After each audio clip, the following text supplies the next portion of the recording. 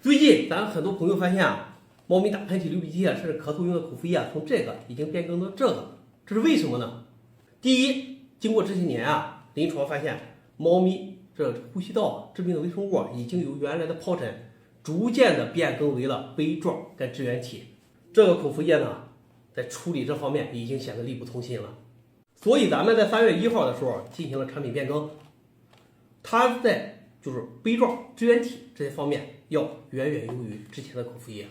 也就是说在原有的基础上进行了一次大的变更升级。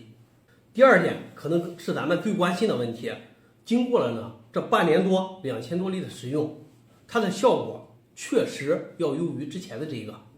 那当然对这新产品或者是在猫咪呼吸道上打喷嚏、流鼻涕、咳嗽这些方面有哪些疑问，随时跟我说，给我留言就可以，我帮你解决。